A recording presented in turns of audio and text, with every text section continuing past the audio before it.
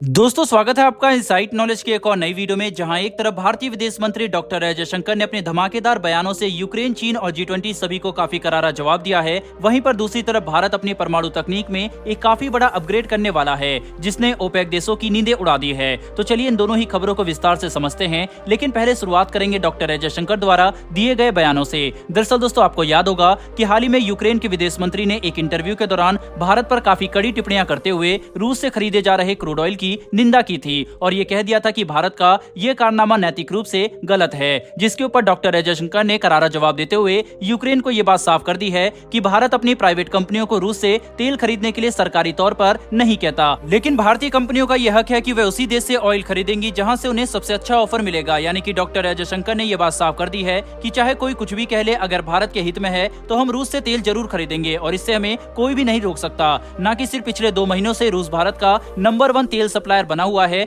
बल्कि Bharat oil price cap के बाद भी रूस से बिल्कुल उसी तरह से तेल खरीद रहा है जैसे कि पहले खरीद रहा था, जिसने पश्चिमी देशों को बुरी तरह से आग बबूला कर दिया। और इसी फ्रस्ट्रेशन में आकर ये देश लगातार भारत के खिलाफ बयान दे रहे हैं ताकि भारत पर दबाव बनाकर हमें रूसी तेल खरीदने से रोका जा सके। वहीं ऐसे में भारत ने ऑयल प्राइस कैप पर भी काफी बड़े बयान देते हुए यूरोप को यह सलाह दी थी कि वे यूरोपियन देशों के लिए अलग नीति और दूसरे देशों के लिए अलग नीति नहीं रख सकते। यानी कि जब यूरोप को जरूरत पड़ती है तो वे ऑयल प्राइस कैप के ऊपर जाकर भी इतने समय से अपनी ऊर्जा जरूरतों को पूरा करते आ रहे हैं। और अगर तथ्यों की बात करें तो यूरोप ने भारत से 6 गुना ज्यादा रूसी तेल खरीदा है, जबकि जब बात आती है भारत और दूसरे विकासशील देशों की, तब सभी यूरोपियन देश एक साथ भारत को क्रिटिसाइज करना शुरू कर देते हैं ताकि हम रूसी ऊर्जा उत्पाद को न खरीदें, जो कि सिर्फ एक हिपोक्रेसी है। ऐसे में डॉक्टर एस जयशंकर द्वारा दिया गया यह बयान भारत की स्थिति को साफ कर देता है और इन देशों को यह बात भी पता चल गई है कि भारत इनके प्रोपेगेंडा में आकर अपनी ऊर्जा जरूरतों के साथ खिलवाड़ नहीं करेगा। वहीं पर डॉक्टर एस जयशंकर ने चीन को भी धमकाते हुए ये बात साफ कर दी है कि भारत LAC पर किसी भी तरह के एक तरफा बदलाव को स्वीकार नहीं करने वाला, और अगर चीन चाहता है कि भारत के साथ रिश्ते सामान्य हो जाएं,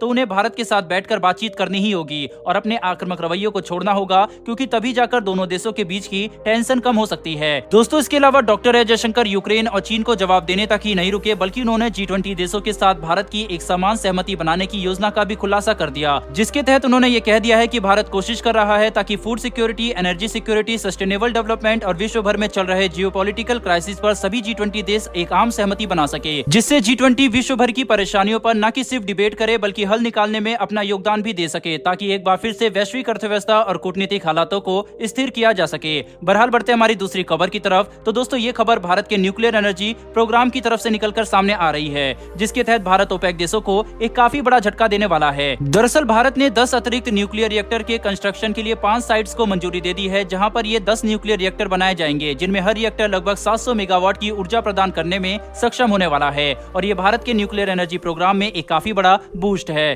खास करके एक ऐसे समय पर जब पूरी दुनिया एक गहरी ऊर्जा संकट से गुजर रही है। भारत पिछले कई सालों से सस्टेनेबल डेवलपमेंट और क्लीन एनर्जी के विकास पर ध्यान दे रहा है, जिसके तहत न कि सिर्फ भारत घरेलू रूप से इसमें अरबों का निवेश कर रहा है, बल्कि भारत दूसरे देशों को भी प्रभावित कर रहा है ताकि दुनिया फॉसिल फ्यूल से हटकर क्लीन एनर्जी की तरफ अपने कदम बढ़ाए और दुनिया का कार्बन एमिशन कम किया जा सके। इसके अलावा भारत साल 2031 तक अपनी न्यूक्लियर पावर कैपेसिटी को 6,780 मेगावाट से बढ़ाकर 22,480 मेगावाट तक करना चाहता है, जो कि लगभग 3 गुना का इजाफा है। रेफरेंस के लिए आप आर्टिकल का स्क्रीनशॉट भी अपनी स्क्रीन पर देख सकते हैं, जिससे आपको अंदाजा लग गया होगा कि भारत न्यूक्लियर एनर्जी और न्यूक्लियर टेक्नोलॉजी पर इतना ज्यादा ध्यान दे रहा है ताकि हम कच्चे तेल पर अपनी निर्भरता कम कर सके। तो दोस्तों हम सभी जानते हैं कि न्यूक्लियर एनर्जी न कि सिर्फ एक क्लीन सोर्स ऑफ एनर्जी है, बल्कि ये काफी शक्तिशाली भी है। तो क्या आपको लगता है कि भारत से परमाणु ऊर्जा का इस्तेमाल करके अपनी 100% ऊर्जा जरूरत को पूरा कर सकता है या फिर नहीं? आपकी इस पर क्या राय है कमेंट बॉक्स में लिखकर जरूर बताइएगा। साथ ही अगर आपको ये इन्फॉर्मेशन और वीडियो पसंद आई हो तो मेरी आपसे एक छोटी सी रिक्वेस्ट है कि चैनल को सब्सक्राइब करके बेल नोटिफिकेशन को अवश्य दबा लें, जिससे हमारी आने वाली डेली ऐसी वीडियो आप तक सबसे पहले पहुंच सके। फिर मिलेंगे ऐसी एक नई वीडियो के साथ। धन्यवाद। जय हिंद।